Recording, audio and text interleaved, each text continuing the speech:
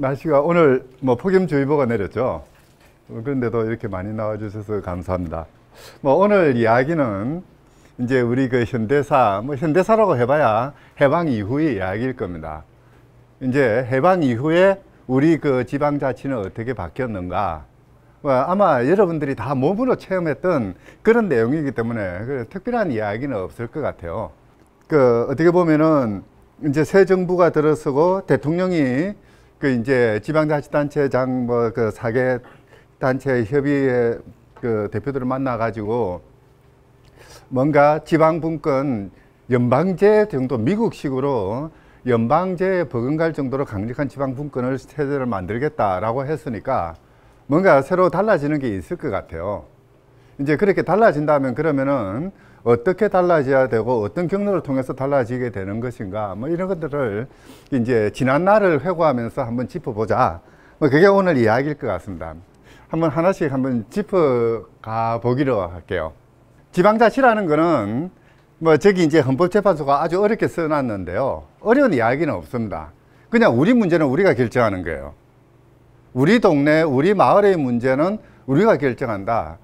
이제 우리 마을의 문제를 시장이 결정하는 것도 아니고 또는 총리가 결정하는 것도 아니고 대통령이 결정하는 것도 아니고 우리가 결정하겠다라는 게 지방자치입니다. 그런데 이 헌법재판소도 이제 그런 맥락에서 썼거든요. 이제 98년도에 뭐 벌써 한 20년이 됐네요. 국민주권 원리에 출발해서 이제 주권의 지역적 주체로 주민에 의한 자기 통치의 실현. 앞에 거는 전부 다 군더더기입니다. 핵심은 주민에 의한 자기 통치. 자기 통치라는 게 뭡니까? 자기 생활에 영향을 미치는 사안에 대해서는 내가 결정하거나 또는 내가 원하는 사람에 의해서 결정돼야 되는 거죠. 내가 결정하거나 나를 대표하는 자, 내가 선임한 자에 대해서 결정되는 거, 그게 이제 자기 통치인데요.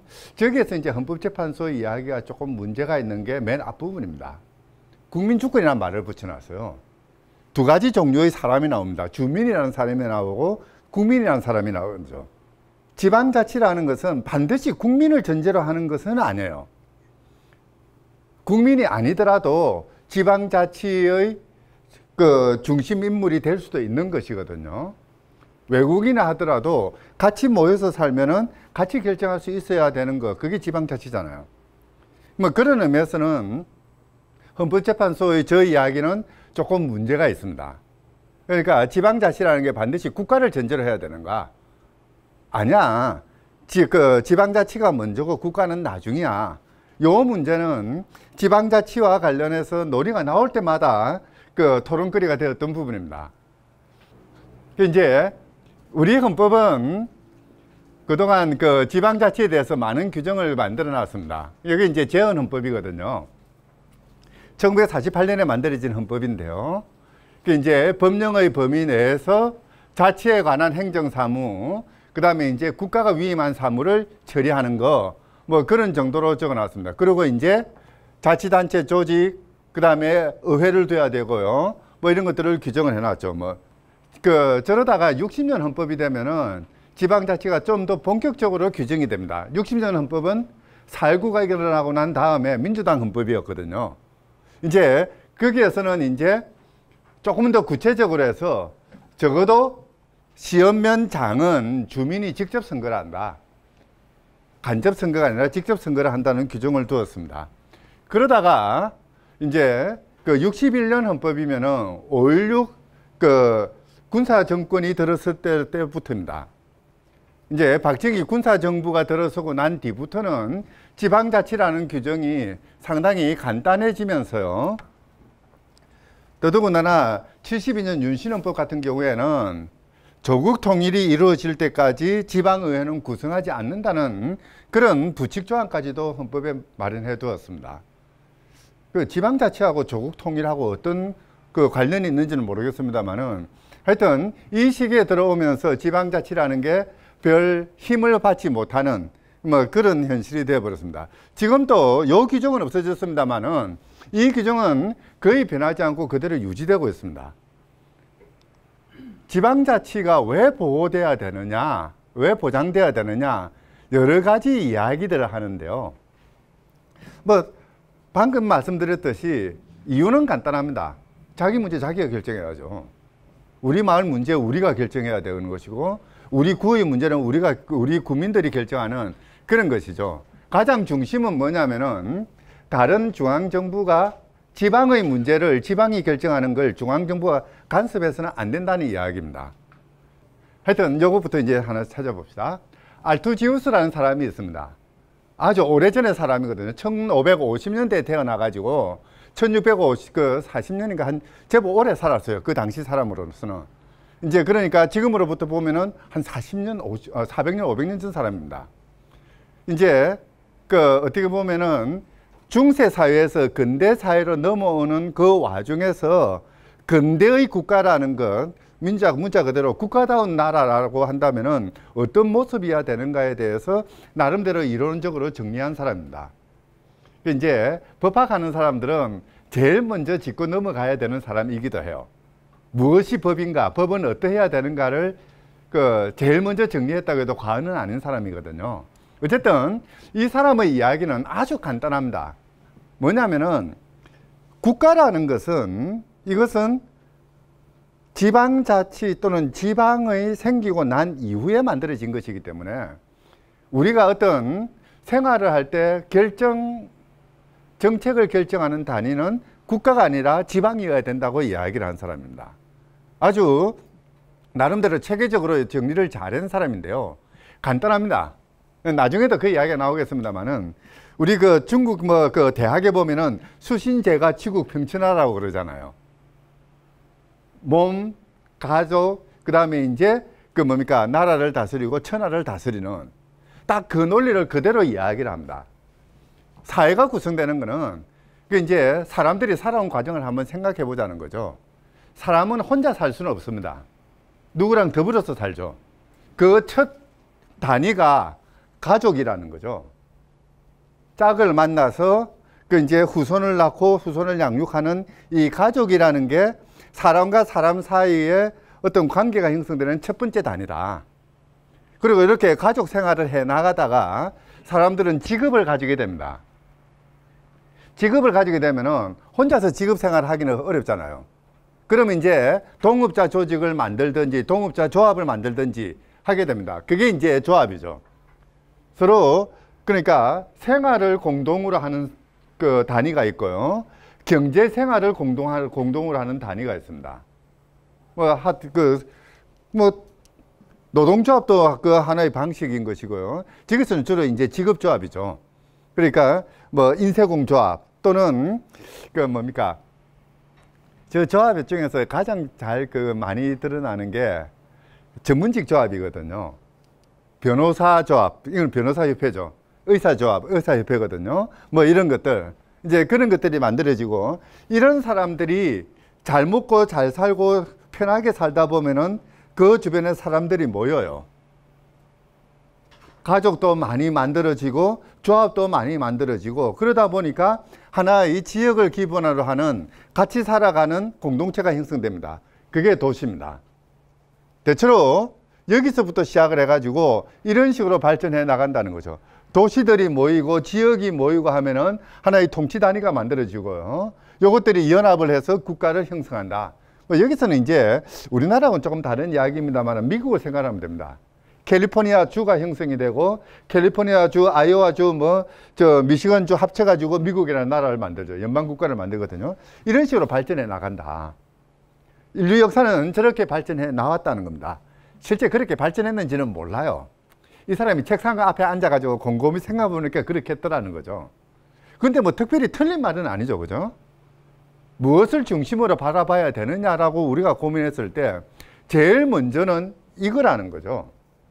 사실 우리나라에 와서는 조금 좀 달라진 측면들이 있습니다. 특히 이제 박정희 군사정권부터 멸사봉공이니 이런 국가를 중심에서 생각하는 사고들이 많이 나왔거든요. 아마 여기 계시는 분도 국민교육 현장 외우고 계시는 분 계시죠? 외울 수 있는 분 한번 외워보세요. 우리는 민족중흥의 역사적 사명을 띠고 이 땅에 태어났다. 그렇게 시작하잖아요. 이제 거기서도 그렇죠. 내가 태어난 것은 그냥 내가 태어난 것이 아니고 가족의 일원으로 태어난 것이 아니고 민족 중흥의 역사적 사명을 띠고 태어났다고 그러잖아요. 국가가 우선이거든요. 근데 실제 이런 식의 이야기를 거쳐보면은 국가는 맨 마지막입니다. 우리 가족이 잘 살기 위해서 모였고, 우리가 잘 살기 위해서 도시를 만들었고, 그러다가 이 도시가 뭐 경우에 따라서는 도시끼리 싸우기도 하고요. 경우에 따라서는 외국이 쳐들어오기도 하고, 이제 이러다 보니까 우리끼리는 안 되겠다, 뭉치자 해서 국가를 만든 겁니다. 국가는 우리들을 위해서 존재하는 수단이지 우리가 국가를 위해서 존재하는 건 아니라는 이야기죠. 모든 가치 판단의 중심에는 국가가 또는 민족이 들어가는 것이 아니라 우리가 들어가야 된다는 이야기입니다. 이 사람의 논의가 바로 이런 점에서는 상당히 그 당시만 하더라도 혁신적인 이야기였습니다. 그 당시 이제 중세 뭐 이렇게 본다면은, 그러니까 물론 뭐 분권적이긴 했습니다만은 어쨌든 왕이 권력을 가지고 있는 이런 상황이었거든요. 이제 그런 부분에서 이제 개인을 강조하는 그런 형태죠. 통상 이제 요 논의를 하다 보니까 이런 이야기가 나오는 거죠. 국가라는 거는 저런 것들이 합쳐진 결과물이지 국가에서 저런 것이 만들어지는 건 아니라고 보는 거죠. 중심은 나하고 가족이고 그 지역사회다라고 이야기를 합니다. 바로 그 때문에 요 이야기가 나옵니다. 보충성이라는 거. 여기 말이 조금 어려운데요. 학생이 대학을 가고 싶은데 등록금이 없습니다. 어떻게 해야 됩니까? 당연하죠. 지가 벌어서 가야 되죠. 근데 지가 벌어서 가려고 하니까 아르바이트하고 공부하고 언제 해요? 그러면은 부모님이 도와주잖아요. 근데 부모님이 도와주기가 좀 힘듭니다. 돈이 좀 없어요. 그러면 옛날 같으면은 문중에서 도와줬거든요. 옛날 조선시대 때는 똘똘한 놈이 있어가지고 과거 시험 치러 가면은 뭐 뭡니까 삼남지방에서 올라오면 문경세제 지나고 뭐 이렇게 해서 올라와야 되잖아요. 한 달, 두 달이 좋게 걸리는데 그 여비는 누가 부담합니까? 이제 문중에서 부담해 줬거든요. 문중에서도 부담하지 못하면은 그러면은 도지사님이 부담해 줘야 되고, 그것도 안 되면 국가가 부담해 줘야 되죠. 차근차근 나가야 되는 거죠. 그 문제를 해결하는데 가장 중심이 되는 사람, 그 사람이 먼저 해결을 해봐야 됩니다. 두 사람이 싸우면은 두 사람이 해결을 해야죠. 근데 두 사람이 해결 못하면은 누군가가 가가지고 말려줘야 되죠.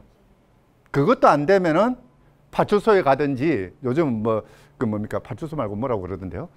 치안센터인가? 하여튼 안 그러면 법원에 가든지 뭐 어떻게 해야 될 거 아닙니까? 정 안 되면 유엔이라도 쫓아가야 되죠. 그렇게 차근차근 가는 거, 그걸 보충성이라고 합니다. 자, 우리 지역 사회에 쓰레기 봉투 값을 얼마로 할 것인가 고민을 해요. 성북구에서 종량제를 할 것이냐 안 할 것이냐는 성북구에서 결정하면 되는 거죠. 서울시장이 너 해라고 이야기할 수 있는 건 아니에요. 근데 만약에 성북구에서 이 동네 사람 이야기, 저 동네 사람 이야기 달라져서 결정을 못 합니다. 막 복잡해요. 그러면 그때서야 서울시장이 와서 좀 요렇게 해라라고 뭔가 중재를 하거나 뭐 그렇게 할 수도 있는 거죠. 그것도 못하면은 뭐 문재인 대통령이라도 와야 되는 거죠. 이게 보충성의 원리입니다. 바로 이 이야기는 같은 이야기입니다. 문제가 있으면은 그 사람한테 먼저 맡겨보고, 그 사람이 혼자서 해결하지 못하면은 다른 사람이 개입해보고, 지역사회가 개입하고, 지역사회가 못하면은 지방정부가 개입하고, 그것도 못하면은 국가가 그때서야 개입해라. 이런 거거든요. 그 이제 뭐 말은 쉽습니다만 그렇게 사실 쉬운 건 아니에요. 예를 들자면은 현대 국가에 있어서 이제 국가가 국민 생활에 관여하는 게 엄청나게 많은데요. 제일 대표적인 게 뭐냐면 전기입니다.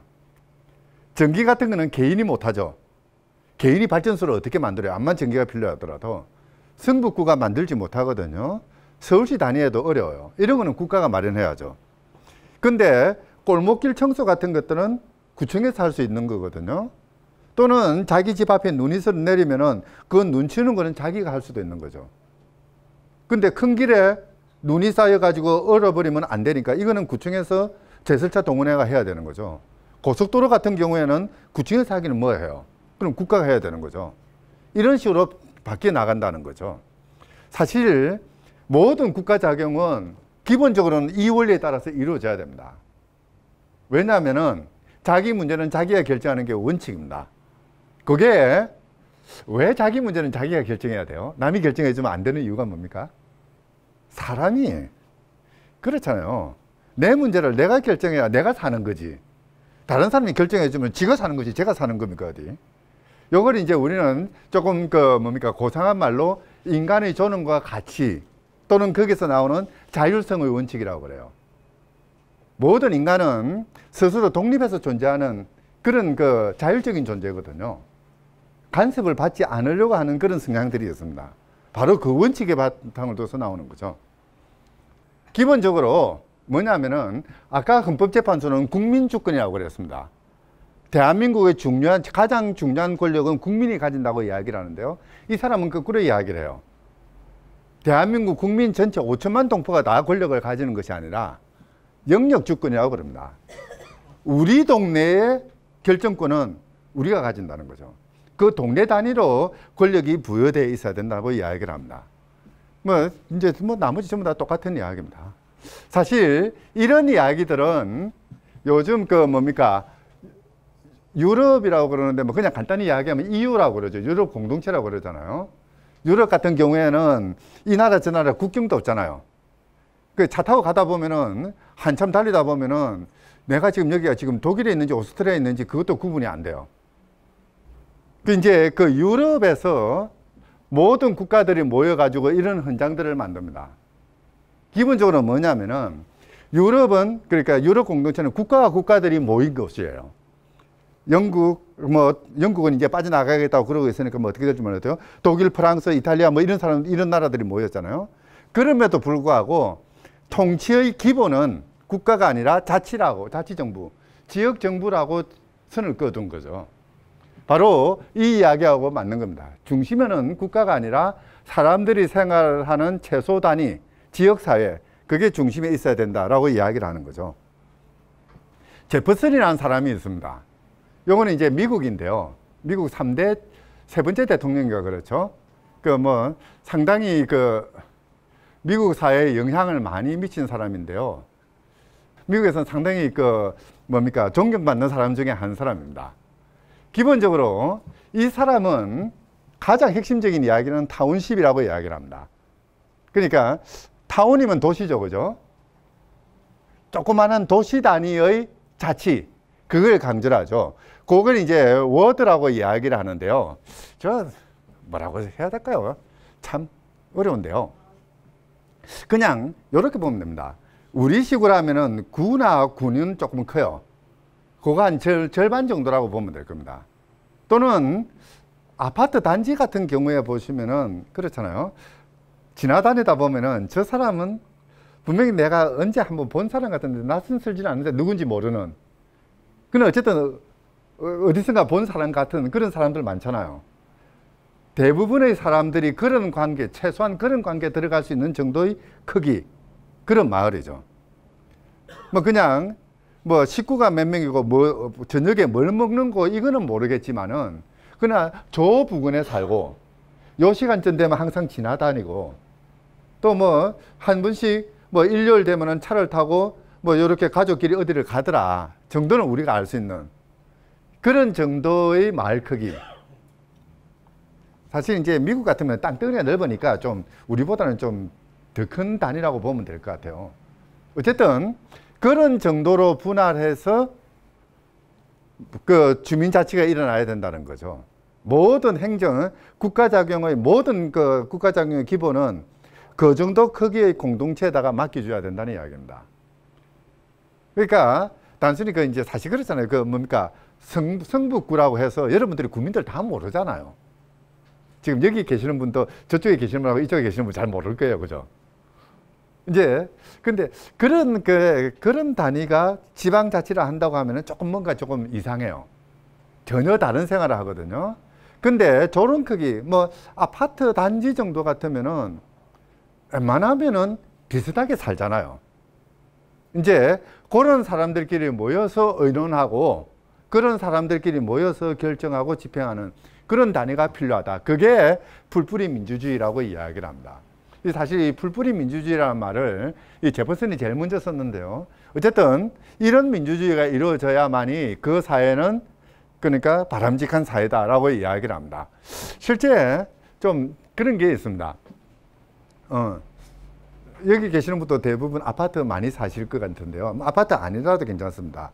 그러니까 그런 게 있죠. 아파트에 있으면은 그러니까 그 뭡니까 음식물 쓰레기 버리는 통 요거를 101동 앞에 둘 거냐 102동 앞에 둘 거냐 가지고 싸움 많이 하잖아요. 그렇잖아요. 자, 이거 결정은 어떻게 해야 돼요? 자, 아파트가 10동이 있다고 합시다. 10동짜리 아파트인데 지금 이제 음식물 쓰레기 통 그 분리수거하는 통을 101동에 둘 거냐 102동에 둘 거냐 가지고 주민회의를 하기로 해요. 자, 그러면 110동에 있는 사람은 주민회의에 갈 필요가 있습니까 없습니까? 어디에 있어도 마찬가지죠. 그죠? 그 이제 103동에 있는 사람은 또는 104동에 있는 사람은 아, 요쪽은 약간 영향이 있을 거예요. 그러면은 101동에 있을 때하고 102동에 있을 때하고 뭐가 다른지를 알아야 될 필요는 있을 겁니다. 대충 보고 뭐 어디 있든지 관계없으면은 그 주민회의에 갈 필요도 없죠. 그죠? 만약에 관계가 있을 것 같으면 가서 이야기를 하면 됩니다. 근데 101동, 102동에 사는 사람들은 바로 자기 정말 냄새에 직결되는 거잖아요. 그러면 이제 가야 되겠죠. 사실 이 이야기를 왜 드리냐면요. 저 정도 규모의 크기가 그 지방자치의 중심이 되어 있는 대표적인 나라가 스위스라는 나라입니다. 스위스는 이게 산이 많은 동네가 되다 보니까 마을이 크지가 않아요. 기껏 마을이 있어봐야 뭐 한 200명, 300명 이렇게 모여서 살거든요. 이제 거기에서 마을 회의를 한답니다. 마을 회의를 하면은 세계에서 이 그 뭡니까 주민자치 또는 직접 민주주의가 가장 잘 발달한 나라가 스위스라고 이야기를 하는데요. 500명 정도가 사는 마을에서 마을 회의를 하면은 기껏 해봐야 20명 정도 온대요. 그렇게 해가지고 20명이 결정을 한답니다. 그러면은 이제 그 결정에 따라서 마을 그 행정을 다 하는 거죠. 민주주의입니까 아닙니까? 아주 재밌어요. 그걸 제퍼슨도 마찬가지고요. 외국에 있는 학자들은 거의 대부분 그걸 민주주의의 전형적인 예라고 봅니다. 왜 그러냐면요. 어떤 문제가 있으면은 적어도 몇 달 전에 그 이야기를 주민 모두에게 알려줘요. 지금 이제 6월 달이니까 한 12월 달 정도 되어서 우리 마을의 쓰레기 봉투 값을 얼마로 할 것인지를 가지고 회의를 할 것입니다. 그렇게 알려줍니다. 그러면 이제 전부 다 쓰레기 봉투 값 어떻게 해야 돼? 궁금할 거 아니에요. 조금 돈 많은 사람은 뭐 100원 하나, 1000원 하나, 그 500원 하나 별로 관계 없겠죠. 그죠? 돈 많은 사람은 별로 궁금해 하지 않아요. 근데 그렇게 뭐 많지 않는 사람은 조금 이제 신경이 쓸 거 아닙니까? 그러면 이제 그걸 제안한 사람한테 또는 거기 이제 뭐 동사무소겠죠. 뭐 동사무소에 가가지고 이게 왜 올려야 되는지, 올린다면 몇 원 정도로 올릴 것인지, 100원에서 200원을 올릴 것인지 100원에서 500원을 올릴 것인지, 그렇게 올리는 이유는 뭐고, 그리고 올리게 되면 그 돈은 또 어떻게 쓸 것인지 정보를 요구하게 될 겁니다. 다 가르쳐 준대요. 원하는 정보 다 내줍니다. 자료 다 주고요. 그리고 이제 또 어떤 사람은 조금 이제 쓰레기 봉투값에 민감한 사람들은 자기 혼자서 반대하려는 게 조금 힘이 없잖아요. 그러면은 자기 주위에 있는 사람들을 모아요. 한 10명, 20명 모아가지고 쓰레기 봉투값이 100원이 좋은지 120원이 좋은지 500원이 좋은지 토론회를 합니다. 자기들끼리 전문가 불러가지고 쓰레기 봉투값 어떻게 해야 좋은지 그것도 물어보고요. 근데 그렇게 하려면 돈이 들죠. 전문가 부르면은 뭐 차비에다 수당까지 줘야 되는 거 아니에요? 그걸 동사무소에서 다 대줘요. 그런 식으로 하는 걸. 이제 그렇게 뭐 석 달, 6개월 정도 계속 해보면은 대충 보면은 빤하죠. 뭐 500가구, 500명 중에서 한 400명 정도는 별로 관심이 없어요. 관심 없는 것까지 굳이 뭐 자기가 가서 투표하고 할 이유가 없잖아요. 내버려 두는 거죠. 그 중에 한 50명 정도는 대충 이제 그 논의하는 과정에서 아, 뭐 쓰레기 봉투값 500원은 너무 심하다. 한 200원에서 150원 수준이면 괜찮겠다. 의견을 이야기를 해줘. 그럼 이제 그렇게 의견이 모아지는 걸 보고 아, 그러면은 특별한 이유가 없나 나는 막 고정돼서 만족하겠다라고 이야기를 하는 거죠. 뭐 150원에서 200원 뭐 이 정도 같으면 내가 양해할 것이니까 그냥 물러서고, 나머지 한 50명 정도 같은 경우에는 이제 그게 150원이냐 200원이냐 여기에 관심이 많은 사람이에요. 160원이면 좋겠고 180원이면 좋겠다는 이런 사람들이 모이는 거죠. 그런 사람들이 회의에 모여가지고 뭐 머리 터지게 싸워가지고 결정을 해요. 그래 되면은 그 결정은 모든 사람들이 다 동의할 수 있는 결정이 돼버리는 거거든요. 바로 이제 이런 식으로 그렇게 결정을 하려면은 기본 전제가 두 가지가 있어야 됩니다. 뭐냐면은 나는 별로 관심이 없어서 뭐 저 회의에 안 나가지만은 그렇다고 해서 저 사람이 쓰레기 봉투 값을 지금 100원짜리를 10,000원, 20,000원으로 올리지 않겠다는 신뢰가 있어야 되죠. 그 20명, 10명, 20명 모여가지고 자기들 마음대로 이상한 결정해버리면 큰일 나잖아요. 그런 믿음이 있어야 됩니다. 그 믿음은 여기서 만들어지죠. 서로 같이 살아왔잖아요. 같이 다 얼굴 알고 뭐 어떤 사람인지 대충 알고 있는 그런 사회 같으면은 어느 한 사람이 돌출적으로 행동하지는 못하죠. 기본적으로 믿음이 깔려 있고요. 같이 살아가는 공동생활하는 사람이다, 내 친구다라는 그런 믿음이 첫째 있어야 되고, 두 번째가 뭐냐면은 모든 정보들이 다 제공돼야 되는 거죠.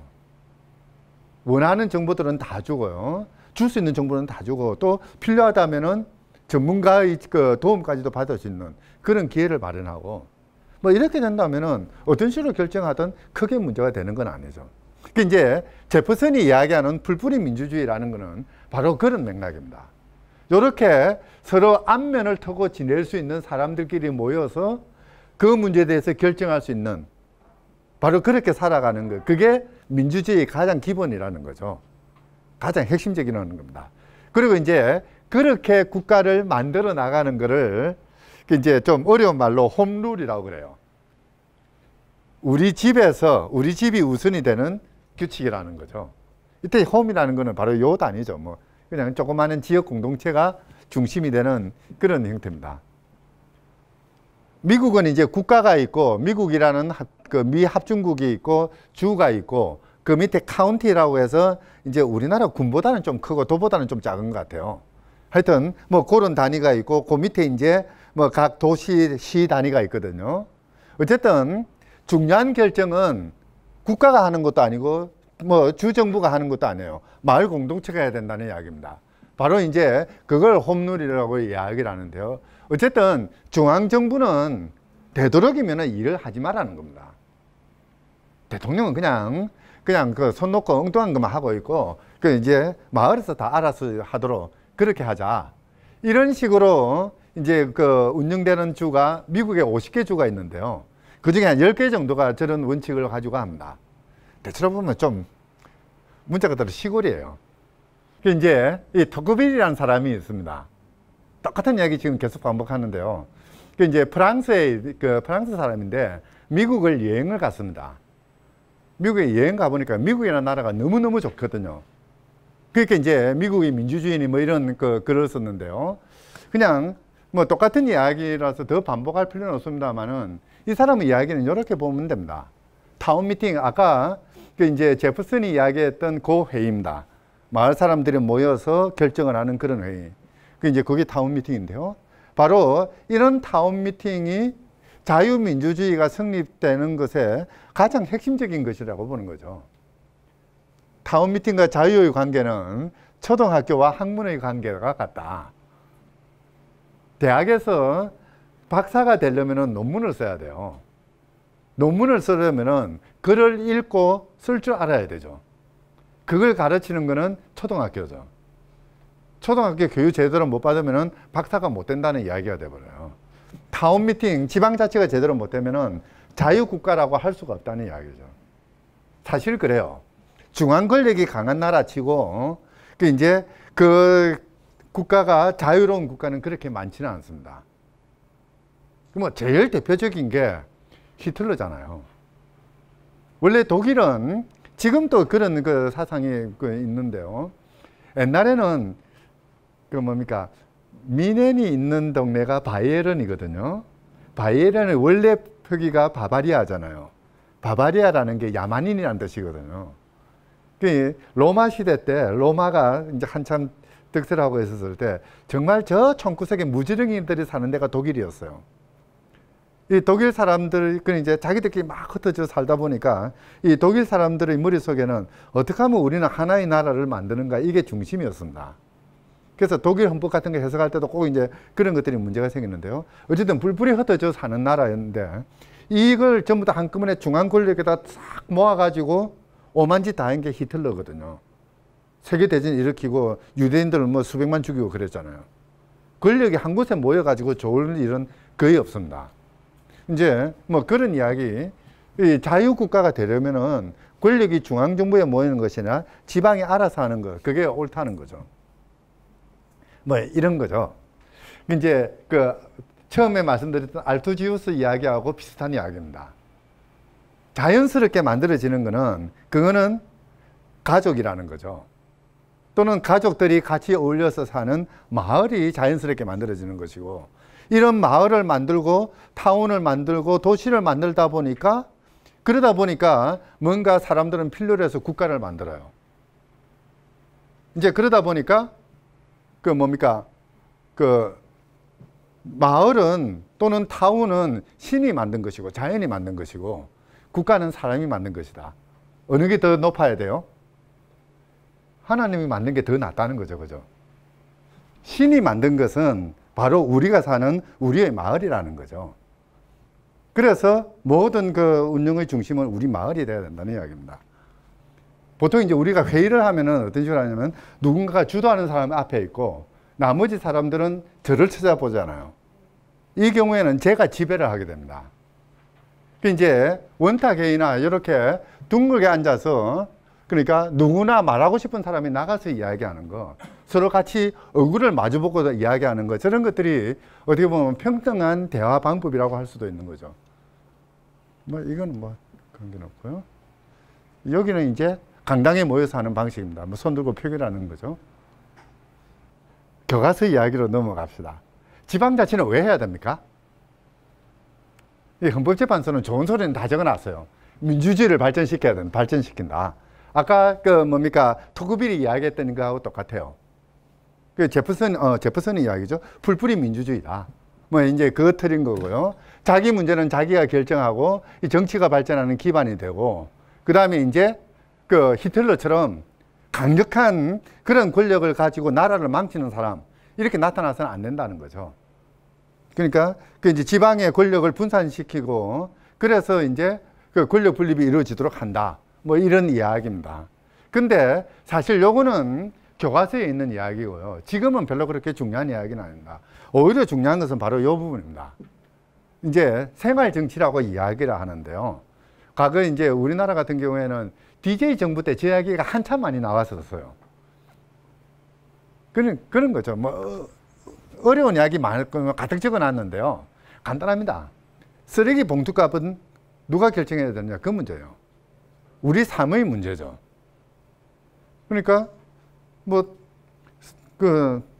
조금 전에 말씀드렸습니다만은 음식물 분리해서 버리는 음식물 통을 어디에 둘 것이냐.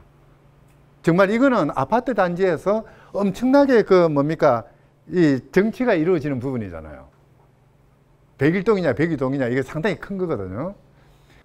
근데 어쨌든 그런 문제는 그들끼리 결정을 해라는 거죠. 이걸 우리는 생활정치라고 그럽니다. 우리가 살아가면서 부딪히는 여러 가지 문제점들, 정말 그렇죠. 뭐 무슨 법이 어떻게 통과되고 뭐가 어떻게 되고 법무부 장관이 누가 되고 법무부 장관 누가 돼야 돼요? 그거는 우리가 어쩌다가 한 번씩 쳐다보는 문제예요. 근데 우리 마을에 버스가 몇 시에 몇 분마다 지나다니고 심야버스가 오느냐 안 오느냐는 상당히 중요한 거잖아요. 내가 사는 모습 그 자체거든요. 분리수거를 하느냐 안 하느냐 하는 것도 아주 중요한 문제죠. 바로 이런 것 때문에 지방자치가 이루어져야 된다는 겁니다. 대통령은 저 청와대에 앉아 있으면은 우리 마을에 버스가 오는지 안 오는지 관심도 없어요. 그런 사람이 어느 날 갑자기 사인 한번 했다고 해서 우리 마을에 버스가 왔다가 안 왔다, 이렇게 돼서는 안 되는 거거든요. 그 문제는 저쪽에서 결정하는 것이 아니라 우리끼리 결정해야 되는 거잖아요. 이 생활정치라는 게 바로 그런 부분입니다. 상당히 우리 마을에 대형 슈퍼가 들어올 것이냐, 그렇지 않으면 재래시장을 그대로 유지할 것이냐, 또는 재래시장을 살리기 위해서 슈퍼가 들어오는 걸 막을 것이냐.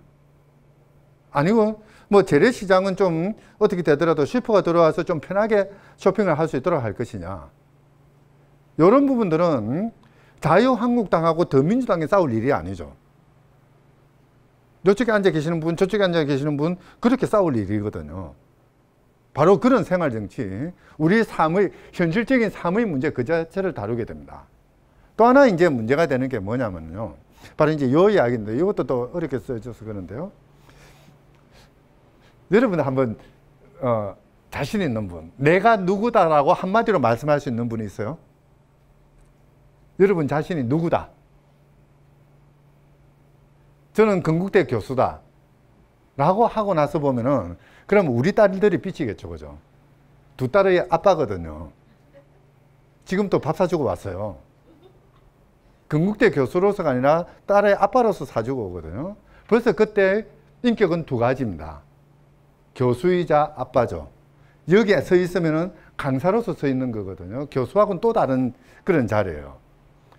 현대 사회가 되면서 사회는 너무나 다양하게 분화되고 하다 보니까 개인들도 여기에서는 이런 사람이 돼야 되고 저기서는 저런 사람이 돼야 돼요.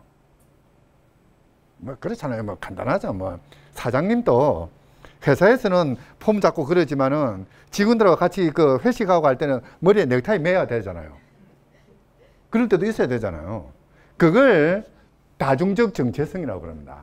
현대 사회에서 사람들은 옛날에는 너 누구냐? 저 뭡니까? 아랍 같은 데 가면은 사람들 이름이 엄청나게 길죠. 누구의 이게 뭡니까? 누구 아들의 쭉 해갖고 한 30개 넘어오면은 그게 자기예요. 자기 정체성은 자기 선조로부터 결정이 되는 거거든요. 딱 그거 하나뿐이에요. 그렇게 살던 사람들, 그거는 이제 우리도 마찬가지죠. 옛날에는 너 누구냐 그러면은 저는 뭐 어느 지역에 있는 누구의 몇 대 손입니다 하면 끝이에요. 부담 있는 그런 자리에 가면은 그 물어봐요. 저 한 선생님은 중시조가 누구시죠? 그래요. 그러면은 또 뭐 그 뭡니까 안양공 뭐 33대 손입니다. 뭐 그렇게 해야지 아 제대로 대답했구나 그러거든요. 그게 그 옛날에는 정체성이었는데 지금은 그게 아니죠. 당신 누굽니까? 그러면은 그거 설명하기 위해서 자기소개서 몇 페이지를 적어야 돼요. 이제 그런 사회에 내 문제라고 하더라도 사실 이거는 좀 골치 아파져요. 그 이제 촛불 집회에 나왔을 때 그런 이야기 했지 않습니까? 이제 지난 겨울에 촛불 집회 했을 때 와글이라는 데서 이 촛불 집회에 사람들이 많이 모여가지고 와글와글 거리니까 그냥 이렇게 하지 말고 대표를 뽑아가지고 시민의회를 만들자. 그러니까 촛불 집회 나온 사람들이 전부 다 반대를 했어요. 네가 뭔데 내 이야기를 네가 대신하려고 하느냐. 내가 내 이야기해도 벅찬데 어떻게 네가 내 이야기를 대신해 주느냐는 거죠. 사실 그래요. 내 이야기 하나만 하더라도 정말 소설책 몇 권이 나올지 몰라요. 진짜 그렇거든요. 그런데 나도 내가 뭘 원하고 어떻게 살아왔는지 고민해야지 겨우 알똥말똥한데 다른 사람이 너는 그러니까 내가 대신해 줄게 말이 이상하잖아요. 그 이제 바로 그 때문에 자기 문제는 자기가 결정해야 된다는 거죠. 자기 문제를 가장 잘 아는 사람은 자기뿐이라는 겁니다. 사회가 복잡할수록 그렇게 돼요. 물론 바빠서 막 그냥 내가 결정 안 하고 내한테 맡기고 나는 딴 일 할게 라고 할 수는 있는, 그거는 뭐 별개로 하더라도 어쨌든 기본적으로 결정권은 자기가 가져야 된다는 거죠. 현대 사회가 이렇게 바뀌고 있으니까 어쩔 수 없는 그런 현상입니다. 여기 이제 독일의 노숙자입니다. 이제 노숙자들이 노숙자인 이유가 뭡니까? 집이 없다 뭐 이런 것보다요. 생활의 의지, 왜 살아야 되는가 또는 왜 일을 해야 되는가라는 의지가 떨어져서 저렇게 생활하는 사람이 많대요. 그래서 이제 독일에서 이제 그 조그마한 주인데요. 거기서 이제 고민하다가 아이디어를 하나 냈습니다. 이 사람들한테 강아지를 한 마리씩 안겨요. 이제 뭐 당연히 강아지를 한 마리 주면서 강아지 먹을 거, 그거는 이제 몇 시에 어느 장소에 오면은 사료를 준다라는 거 다 그거는 알려져 있죠. 뭐 사료는 다 공짜로 주고요. 강아지가 아프면은 병원에 데려오면 다 고쳐주고, 하여튼 필요한 건 다 제공해 줬어요. 이제 그러니까 이 노숙자가 해야 될 일은 강아지를 제때 밥을 타가지고 밥을 주고, 아프면 병원에 데려가고, 뭐 경우에 따라서는 그 틀 같은 데 뭐 묻으면 빗질이라도 해주고 하는 그런 거죠. 보살펴 주는 거죠. 그렇게 보살피게 했습니다. 아주 성공적인 작품이라고 이야기를 합니다. 뭐냐면요, 자기는 삶의 의지를 잃어버렸는데, 근데 어느 날 갑자기 강아지가 하나 생겼거든요. 그러다 보니까 강아지를 먹이고 보살펴 줘야 될 의무가 생겼죠. 그래서 먹이고 보살펴 줘요. 이제 그러다 보니까 어떤 게 생겼냐면은, 이 강아지는 자기가 없으면 죽어요. 어려워져요. 그러니까 적어도 강아지에 있어서는 자기의 존재 이유가 있는 거죠. 강아지의 생활, 강아지의 생명을 관련한 자기는 아주 중심적인 결정적인 인자가 됩니다. 자기가 없으면 강아지는 죽으니까. 그거는 거꾸로 이야기를 하자면 자기가 살아야 되는 이유가 생기는 거죠. 뭐 큰 이유도 아니에요. 강아지를 살리기 위해서 자기가 살아야 되는 거죠. 강아지를 살리기 위해서 정해진 시간에 구청에 가가지고 사료를 타가 먹여야 되고요. 강아지를 살리기 위해서 병원에 데리고 가야 되는 거죠. 자기 존재의 이유가 생긴 거예요. 바로 이제 이런 그 실험을 한 결과 이 사람들의 사회 복귀율이 상당히 높아졌답니다. 참 그 재밌는 이야기인데요. 사실 이런 생각들은 진짜 그래요. 중앙정부 단위에서는 관료들 앉아가지고는 꿈에도 생각 못하는 겁니다. 지역에서 현실의 생활, 이 노숙자들이 생활하는 걸 공무원이 가만히 지켜볼 수 있어야만 이런 아이디어가 나오거든요. 이 사람들이 왜 노숙자가 되었고 무엇 때문에 저렇게 살고 뭘 원하는지 이런 것들을 옆에서 지켜볼 수 있어야만 이런 아이디어가 나올 수가 있는 거죠. 그 인도의 붐바이라는 데인데요. 그 이제 세계에서 그 빈민촌이 가장 크게 형성된 세 번째 도시예요. 길에다가 그 이제 도시 개발한다고 길을 만들어 놨더만은 그때만은 사람들이 모여가지고 여기는 집을 짓고 살아요. 길 위에다가 그냥. 여기는 길입니다. 이렇게 이제 그 뭡니까 이 함석대기 몇 개 되고 집을 짓고 살죠. 뭐 여기는 그러니까 조금 잘 사는 사람들이고, 그러니까 수저가 있는 사람이고 흙수저라도 있는 사람이고, 여기는 아예 그냥 자리 하나 깔면은 신문지 하나 깔면은 자기 집이에요. 노숙자가 아닙니다. 이 사람들은 여기가 자기 집이에요. 맨날 여기서 자고 여기서 일어나 가지고 일하고 그러거든요. 붐바이시에서 이제 머리가 딱 아파요. 저 사람들이 저렇게 있는 한 도시는 발전하지 않습니다. 그러니까 이제 도시 개발을 위해서 할 수 없이 이 사람들 쫓아내기로 했습니다. 강제 퇴거를 시키기로 했습니다. 그랬더만은 인도 대부분에서 브레이크를 걸어버렸어요. 쫓아내지 마라. 이 사람들이 왜 여기 살아요? 왜 이렇게 거리에 살까요? 시골에서 못 먹고 살다 보니까 도시로 가면 뭔가 먹을 게 있겠지 하고 왔거든요. 그렇다고 해서 도시가 뭐 만만한 데입니까? 그 이제 문제는 이제 요 지역 정도에 와가지고 정착을 하면서 이제 저기에서부터 아침에 일어나가지고 그 이제 세수하고 옷 갈아입고 도시 지역으로 가서 일을 해요. 일을 하면 몇 푼 벌 거 아닙니까? 그래가지고 그 돈을 들고 다시 돌아와가지고 뭐 쌀 사가지고 밥 해 먹고 차 한 잔 마시고, 맨날 차는 마시거든요. 그러고 그 뭐 발 닦고 누우면 딱 하루가 지나가요. 이 지역이 어디냐면은 바로 그렇게 도시 지역으로 가서 일거리를 찾아가지고 일하고 먹을 걸 사가지고 올 수 있는 최장거리입니다. 여기서 조금만 더 나가면은 출퇴근을 못해요. 이제 그런 지역이죠.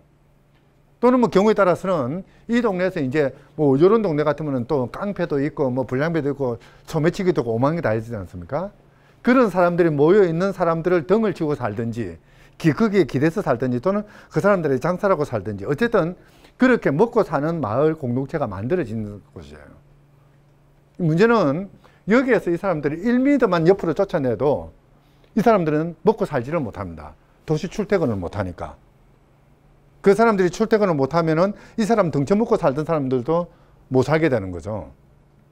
이제 이러다 보니까 그 이제 인도 대부분에서는 물론 도시 개발을 하려면은 당연히 이 사람들은 쫓아내야 돼요. 또 사실 이 사람들은 불법 점거자이기 때문에 쫓겨나도 돼요. 그러나 그럼에도 불구하고 이 사람들이 지금 현재 살고 있는 생활 공동체, 생활 방식들 이런 것들을 침해하는 그런 형태로 쫓아내서는 안 된다고 판결합니다. 그래서 쫓아내지 마. 쫓아내고 싶으면은 똑같은 어떤 마을 공동체를 하나 만들어줘. 대체 주거지를 마련해 주라는 거죠. 마을 그 대체 주거지를 마련하지 않는 한은 쫓아내서는 안 된다라고 판결합니다. 그리고 또 조건이 하나 더 있어요. 몬순기는 쫓아내지 마라 그럽니다. 이제 여기 몬순이라는 게 장마기잖아요. 장마라 해도 우리나라는 지금 장마가 있습니까 없습니까? 지금 장마기인데 하여튼 좀 비 좀 왔으면 좋겠는데요. 여기는 비가 오면 엄청나게 오잖아요. 그러니까 그때 쫓아내지 마라는 거는 우리식으로 표현하면은 엄동설안에 쫓아내지 마라는 말하고 똑같아요. 하여튼 그런 판결을 하죠. 아무리 개발도 좋고 성장도 좋고 또는 국가행정, 중앙행정도 좋고 하지만은 그럼에도 불구하고 모든 가치 판단의 중심은 이 사람들이 살아가는 생활 방식 그 자체여야 된다는 거죠. 이 사람들이 어떻게 살아가고 무엇을 하는가 이런 것들을 눈여겨보는 그게 바로 국가다. 그게 나라다운 나라다. 뭐 그렇게 이야기를 한 겁니다.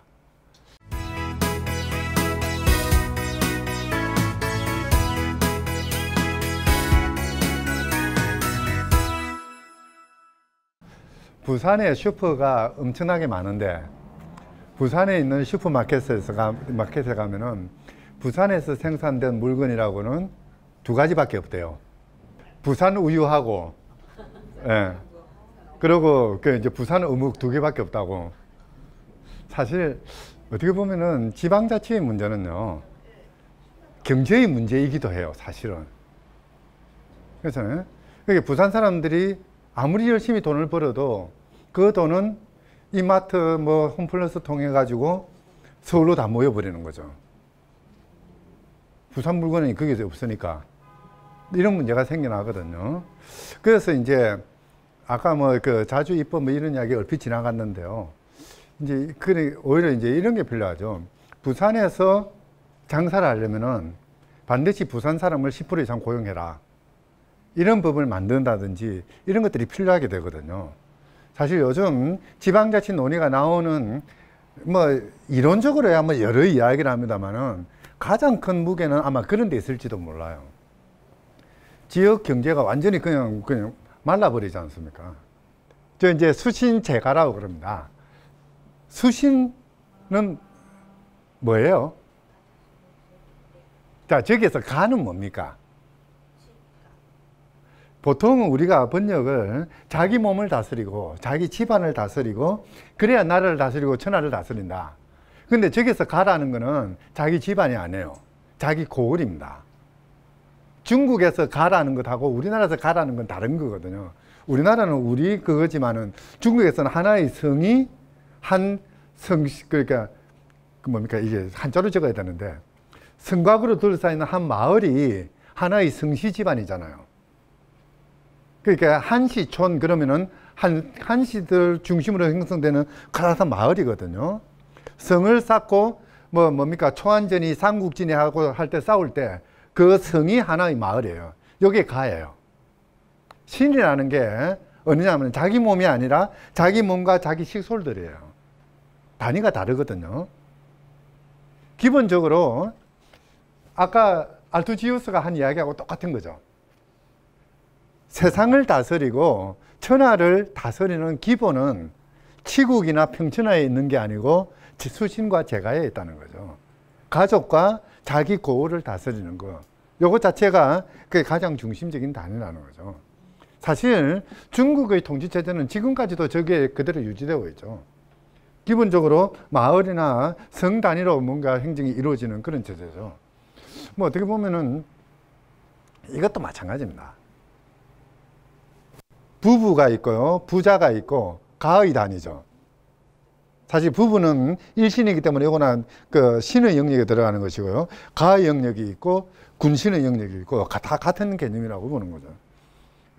그냥 이제 우리 역사에서 뭐 역사라고 해봐야 48년부터 시작입니다만은 우리나라에서 그 지방자치가 발전하는 과정 간단히 그냥 정리를 해봅시다. 45년에 해방이 되고 지금까지 우리나라의 그 정치적인 발전 단계는 크게 세 단계로 나눕니다.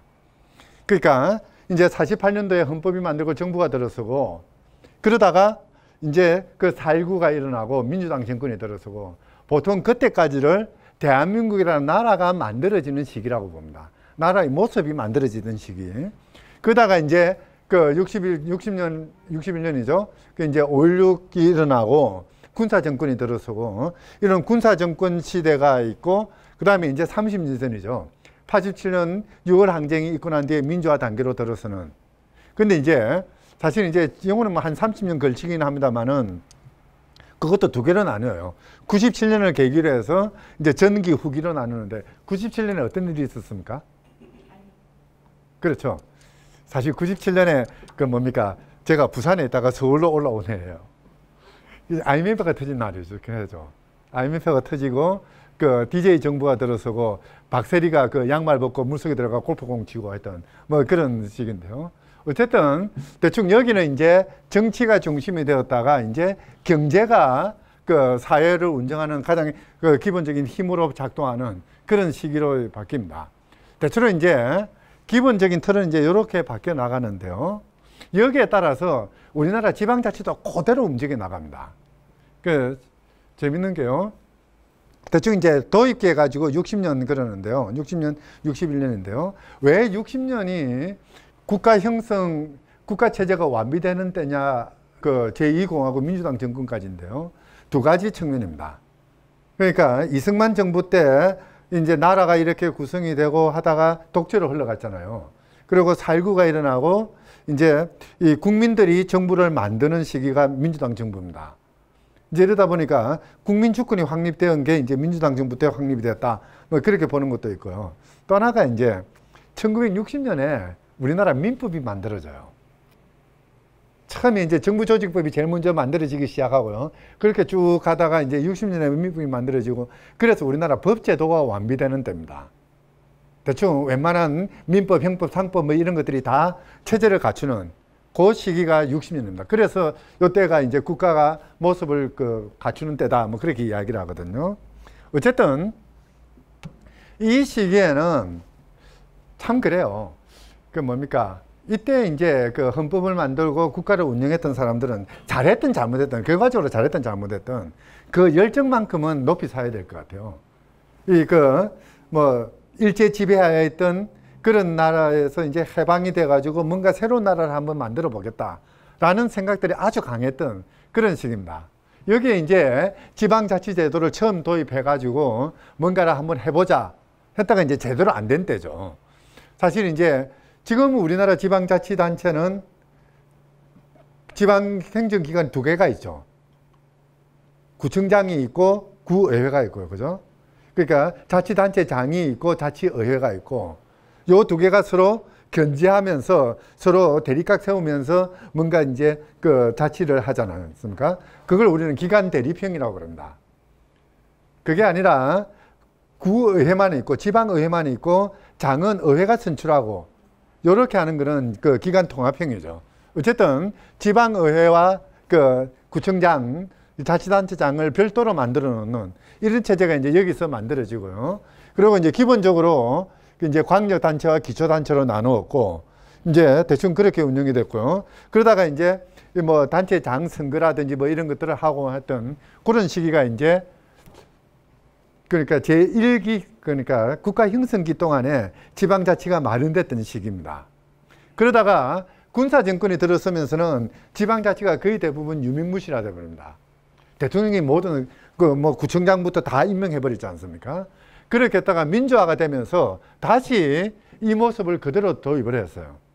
요게 이제 다시 복원되는 시기라고 하면 보면 될 겁니다. 그래서 이제 부활이라고 이야기를 하죠. 조선시대 때도 지방자치가 있었습니까? 없었습니까? 우리나라는요, 전 세계에서 참 그 역사적으로 찾아보기 어려운 나라인데요. 그러니까 신라가 통일하고 난 뒤부터 나라가 깨진 적이 거의 없죠. 하나의 정부가 계속됐었거든요. 그러다가 해방되고 나서 남북으로 쪼개져 가지고 이 모양 이 꼴이죠.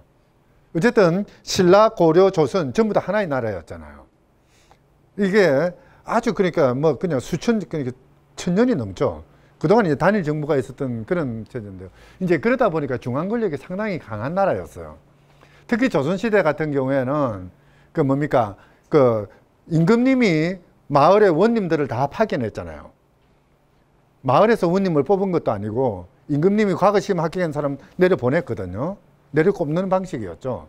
그 이제 지방수령은 중앙에서 파견됐던, 그래서 지방행정을 모든 걸 다 담당을 했거든요. 저것도 못 믿어가지고 임금님이 그 뭡니까? 암행어사 보내고 그랬잖아요.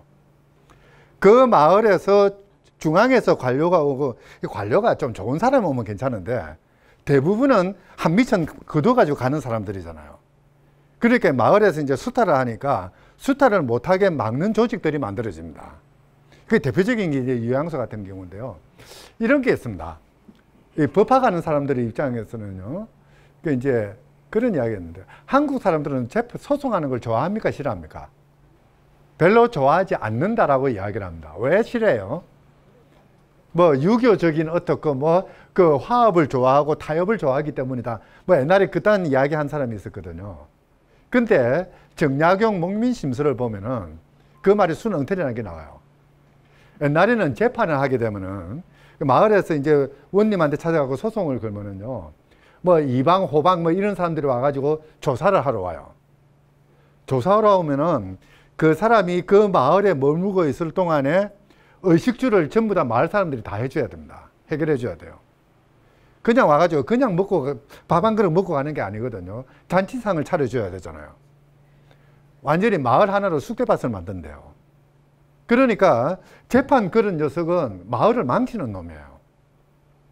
그런 정도로 관료들이 수탈이 심했거든요. 이제 그런 상황에서 중앙 관료들을 이제 견제해야 될 필요도 있고, 또 이제 경우에 따라서는 중앙에서 오다 보니까 아무것도 모르잖아요. 이제 이 사람들한테 마을 형편을 또 설명할 필요도 있고, 또 뭐 경우에 따라서는 뭐 좀 시체 말로 강아지도 자기 마을에서는 몇 프로 먹고 들어가요? 50% 먹고 들어가잖아요. 그것도 이야기를 해야 되고 하다 보니까 이제 그 마을에, 그러니까 양반들이죠, 주로. 양반들이 이제 그 중앙 관료들을 견제하고 통제하고 경우에 따라서는 가지고 노는 뭐 이런 그 형태로 만들어지는 게 이제 유양소 조직이기도 했습니다. 어떻게 보면은 지방자치 조직은 아니라고 하더라도 아주 강력한 중앙 집권 조직에 대해서 지방을 위해서 저항하거나 또는 지방의 이야기를 할 수 있는 그런 조직이 존재했던 거죠. 물론 요거는 뭐 임금님 힘이 강할 때는 박살을 냈고요. 임금님 힘이 좀 약할 때는 얘들이 원님들을 갖고 흔드는 그런 체제였죠. 그 뭡니까? 우리나라 귀신은 어느 때 나타납니까? 옛날 이야기에 귀신 나타나잖아요. 귀신은, 우리나라 귀신은 아주 특이합니다. 다른 나라 귀신은 막 사람 잡아먹으려고 나타나는데요.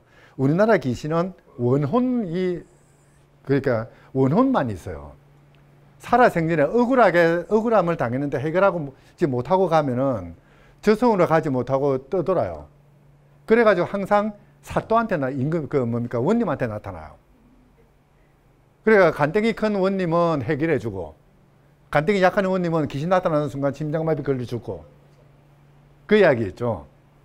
장화홍련전 같은 게 그렇잖아요. 요걸 조금만 한번 비틀어 봐 보세요. 원님이 부임을 합니다. 부임하면 첫날에 귀신이 나타나요. 이 귀신이 이야기 속에는 귀신이지만은 어떤 경우에는 유향소일 수도 있었어요. 마을 원님이 나타나면은 마을 이제 새 원님하고 그 토족 그 지방 세력이죠. 한판 맞짱 뜨는 거죠. 그래서 누가 이기는가? 그 이기는 것에 따라서 마을 행정이 달라지는 그런 형태가 진행되는 거죠. 사실 이제 그런 조직이 있고, 요거는 어떻게 보면은 조금 좀 더 순수한 의미에서는 마을 자치 조직이기도 했죠. 물론 이제 이것도 양반이 중심이 됐습니다만은 자기들끼리 개를 모여가지고 뭔가 이제 결정을 하고 집행을 하는 그런 체제였죠. 그 이제 원래 이제 그 이승만 정부 때 제1공화국이죠. 사실 그 지방자치 체제를 도입을 하려고 노력은 많이 했습니다만은 결국은 실패로 돌아갔습니다. 사실 해방이 되고 난 뒤에 상당히 좀 골치 아팠어요. 이 지방자치는 해야 되는데 국가는 지방자치가 원칙이거든요. 이제 지방자치를 해야 되는데 지방자치를 하기 어려운 상황이 엄청나게 벌어졌습니다. 이게 이제 뭐냐면 이 부분이에요. 해방이 되고 나서 그러니까 새 정부가 들어서기 전에 어쨌든 뭔가 행정 조직이 있어 가지고 뭔가 질서를 잡아야 될 거 아니에요.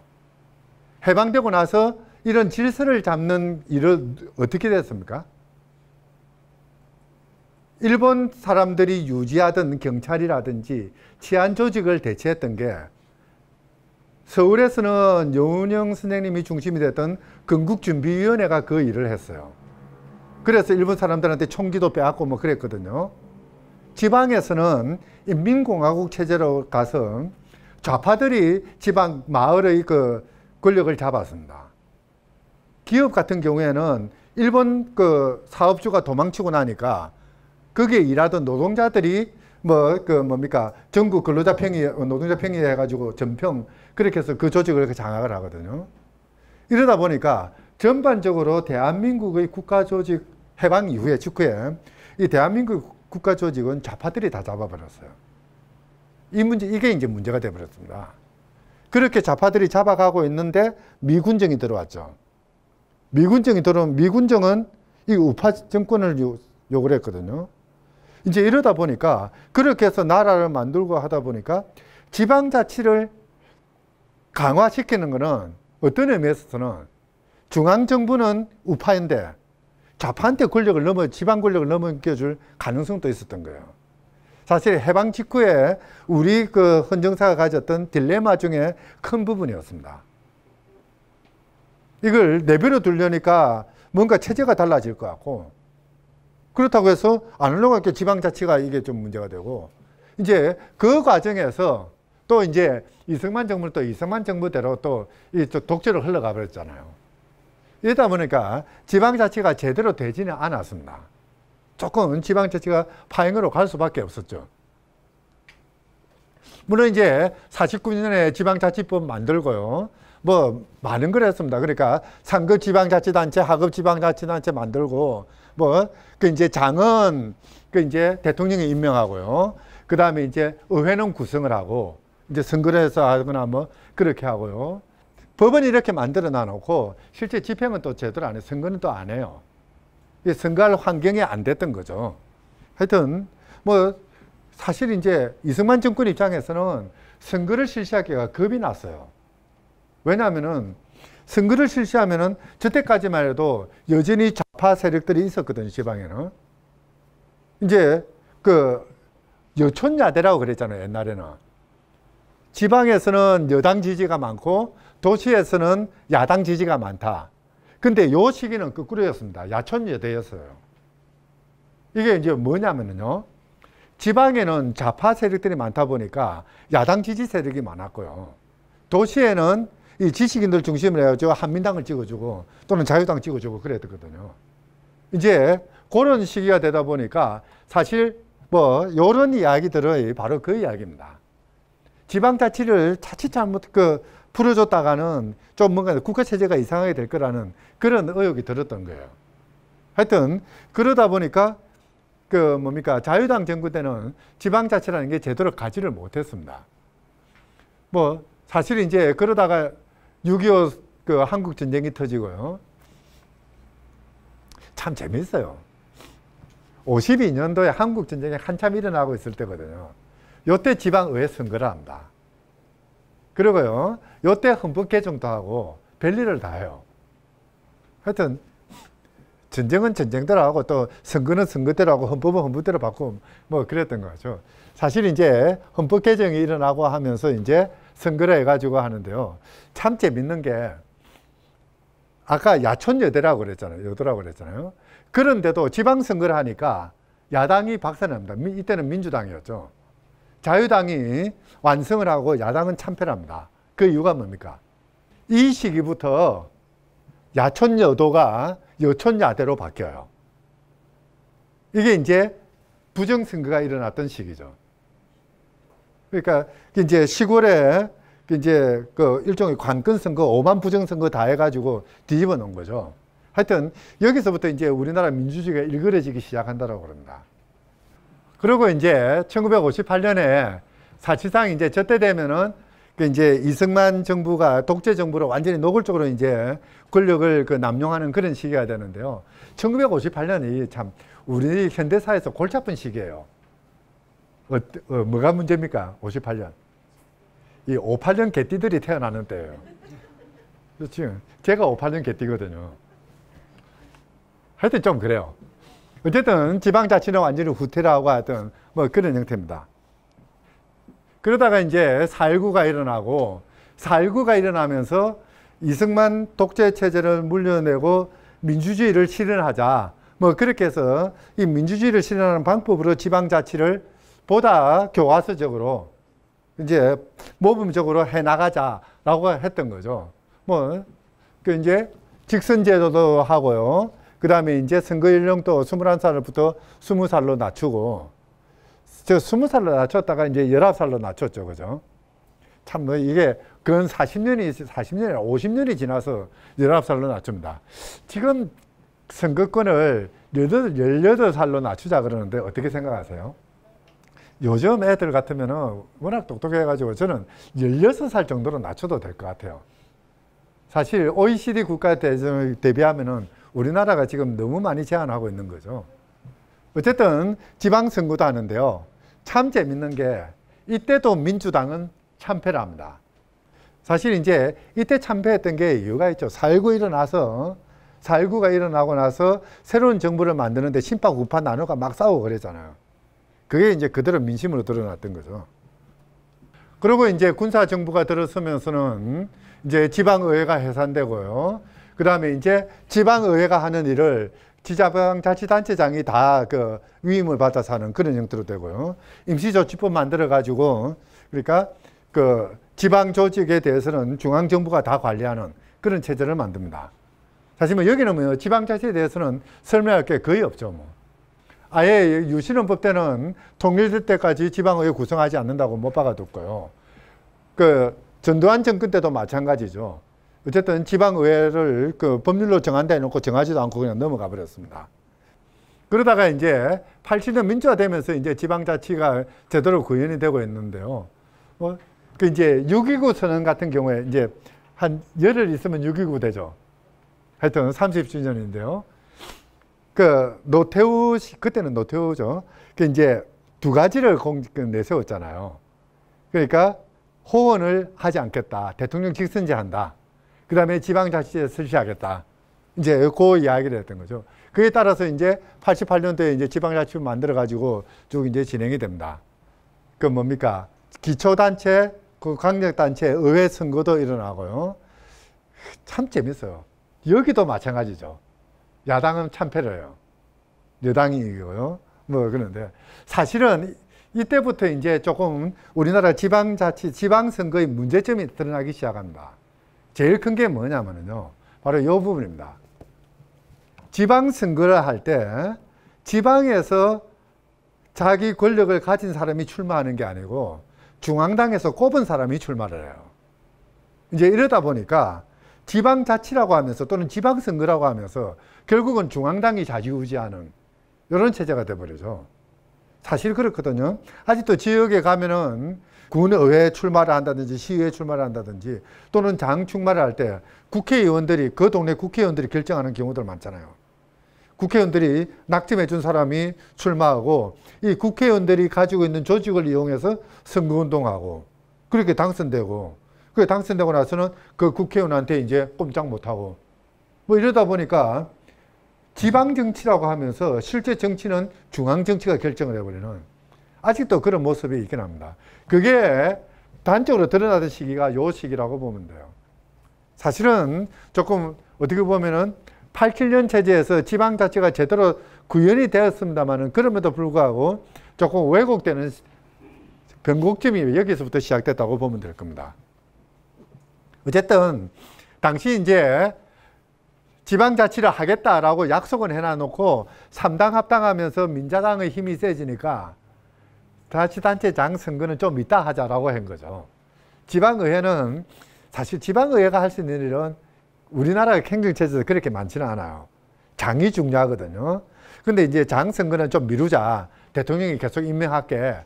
이제 바로 요 이야기가 요 이야기입니다. 중앙 권력이 지방에도 아주 강력하게 존재하고 있다 보니까 그 권력을 놓기가 싫었던 거죠. 대통령이 그 장은 내가 뽑을게. 이제 그렇게 됐던 거죠. 김영삼 정부에 와가지고 이제 조금 그 틀이 좀 달라지는데요. 아주 재밌는 게 이런 규정을 하나 만듭니다. 단체장은 3회를 초과해서 재임할 수 없도록 만들었어요. 왜 그래요? 오래 하면은 암만 해도 뭔가 해먹고 싶잖아요. 그죠? 해먹을 길도 생기고.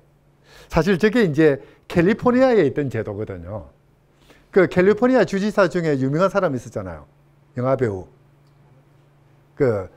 I'll be back 하는 했던 그 아노드 슈와제네거. 그 사람도 그 인기가 높았음에도 불구하고 3번만 해먹고 더 이상 못했어요. 그게 이제 뭐냐면은 지방에서 3번 정도 해먹었으면은 이제는 후배들한테 물려주고 중앙에 가라는 거죠. 중앙정치로 가라. 근데 아놀드 슈와제네거는 중앙정치로 못 갔어요. 대통령 출마를 못했습니다. 왜 그래요? 지금 또 그 광고 나오고 그러잖아요. 게임 광고긴 하지만은. 뭐냐면은 미국에서는 대통령 출마하려면 미국 국적을 가져야 됩니다. 아놀드 슈와제네거는 폴란드인가 어딘가에서 이주한 사람이죠. 미국 시민권을 가지고 있어도 국적이 없어요. 그렇게 대통령 출마를 못했던 거죠. 어쨌든 그런 맥락에서 이제 그 장기 집권은 결코 바람직하지 않다. 근데 사실 미국 같은 경우에 이제 제가 있었던 그 동네에 그 시드래피드라는 도시가 있는데요. 거기 시장은 지금 48년인가 50년인가 해먹고 있어요. 아마 죽어야 끝날 거예요, 그 사람은. 그렇게 오래 하는데도 뭐 사람들 다 좋다고 그러는데요. 뭐. 95년 지방선거에서는요, 이제 단체장 선거를 처음 실시했는데, 요때는 아주 재밌는 것이 여당이 창패를 해요. 이제 그 이전까지 또는 그 이후에도 계속해서 야당이 깨지는 선거였는데요. 요때는 여당이 지는 바람에 이제 민자당이 당명 바꾸고, 이 당명 바꾸는 버릇이 여기서부터 시작됐는지도 모르겠어요. 사실 이것보다 더 중요한 게 이겁니다. 이제 지역 구도가 아주 극명하게 드러나요. 그러니까 저기 경상도 쪽은 민자당 찍어주고, 이 호남 쪽은 또 민주당 찍어주고 하는, 요게 너무나 분명하게 드러나가지고 문제가 많았다, 그렇게 이야기를 하는 데죠. 김대중 정부 때는 특별한 그건 없는데요. 어쨌든 지방자치제도, 지금 현행 지방자치제도가 제대로 안착된 거는 YS 때라고 보면 될 겁니다. 이 시기가 이제 지금 제도가 안착되는 그런 시기라고 보면 되겠죠. DJ 정부 때 가면은 그러니까 이제 주민들이 지방 조례를 만들게 발의를 할 수 있는 그런 제도를 만들어 놨죠. 노무현 정부 때는 딴 거는 다 그건데요. 제일 큰 게 요거였죠. 혁신도시 만들고 행정수도 저기 세종시로 옮기려다가 헌법재판소 가서 박살나고 그런 거죠. 어떻게 생각하세요? 수도가 관습헌법이다. 그래서 옮기면 안 된다라는 게 참 저희들 헌법을 가르치면서도 도무지 아직도 이해를 못하는 판결이에요. 좀 잘못된 거죠. 사실 이제 그게 뭐냐면은 조선시대 이래로 그러니까 임금님이 계시는 곳이 서울이었잖아요.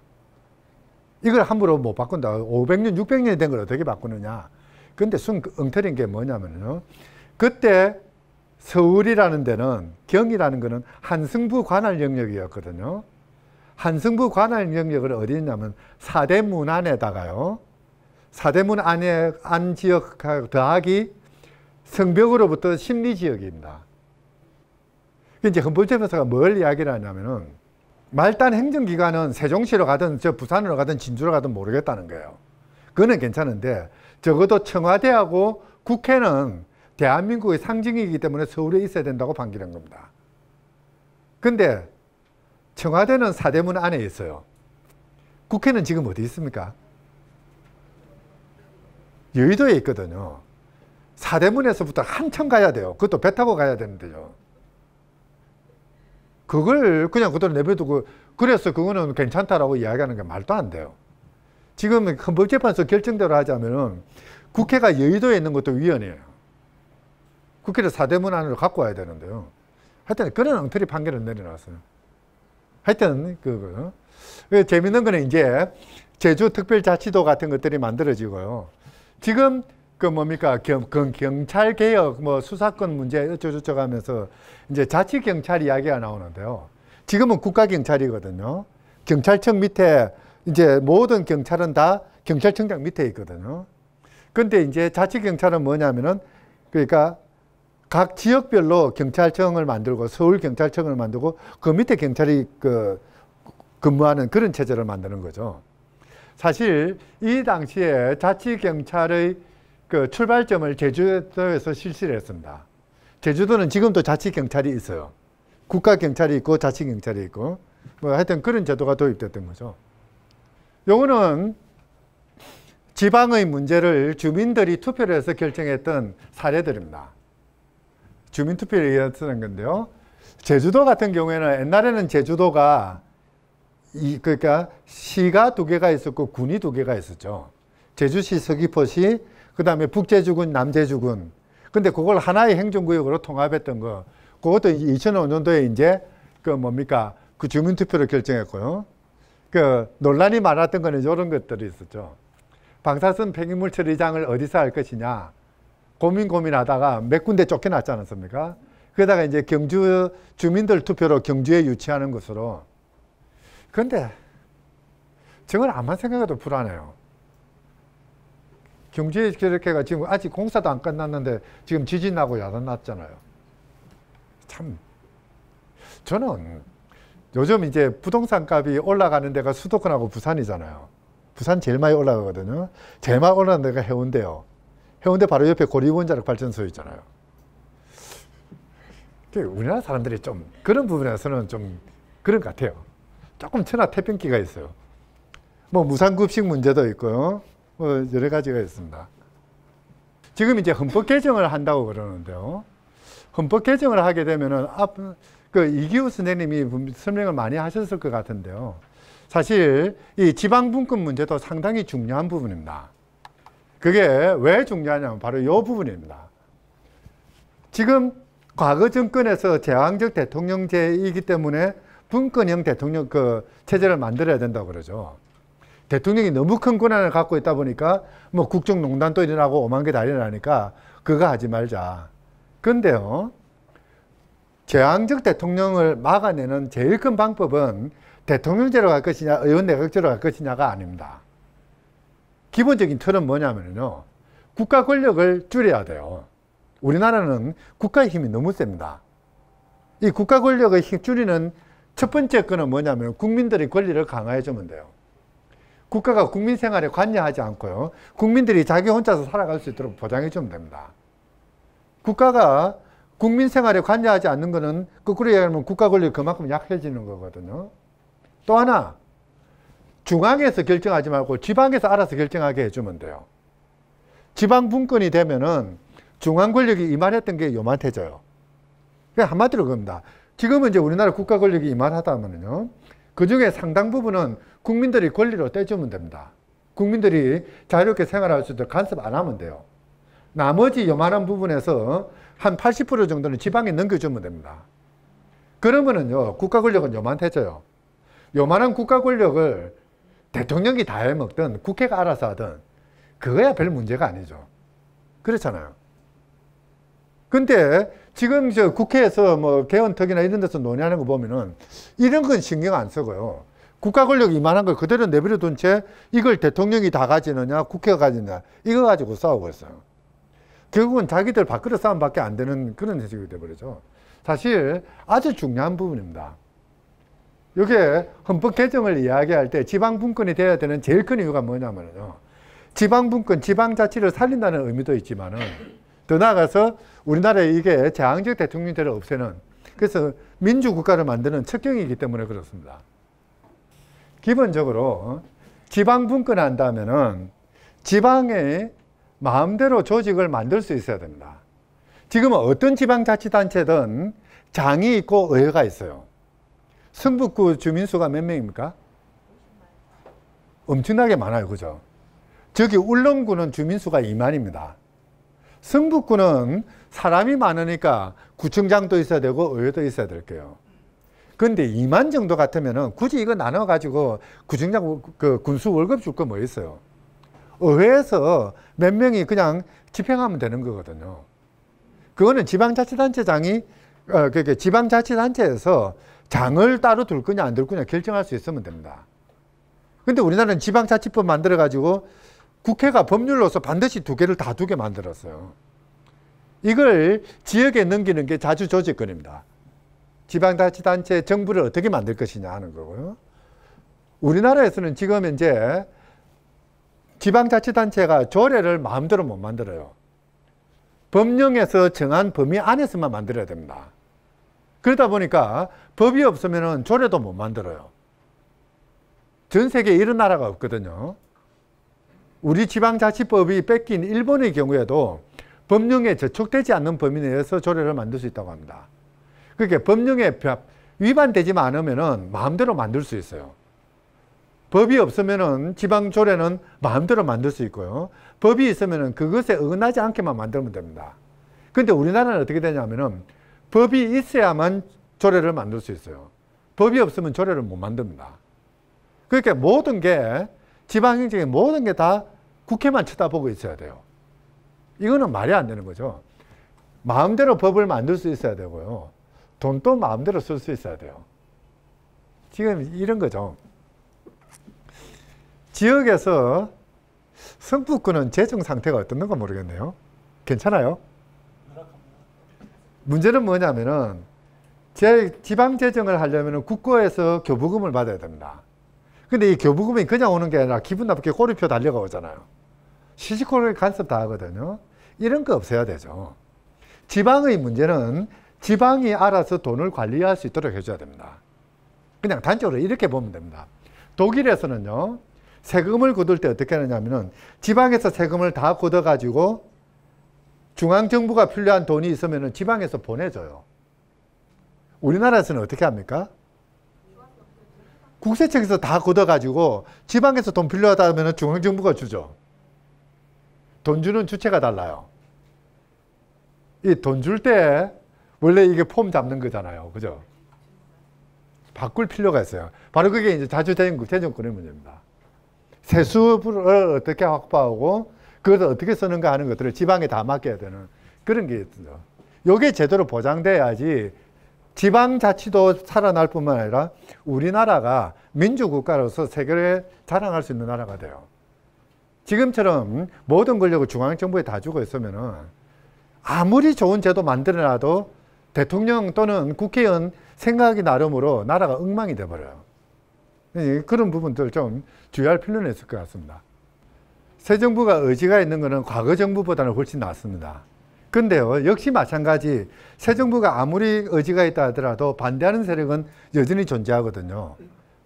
어쨌든 뭐 이런 거죠. 지금 현재 보면은 새 정부가 추구한다 해도 야당이 반대할 가능성이 있고요. 더 나아가서 관료들은 계속해서 반대를 할 겁니다. 중앙정부의 관료들은. 그걸 뚫고 나가기 위해서는 여러분들의 힘이 필요해요. 사실 지방자치에 대해서 이제 이런 아카데미가 열리고 하는 제일 큰 이유가 뭐냐면은 이렇게 지방자치의 필요성에 대해서 서로 인식을 공유해야지 그게 힘이 되고 그 힘을 바탕으로 해서 지방자치가 이루어진다고 보는 거죠. 좀 싸워야 될 것 같아요. 네.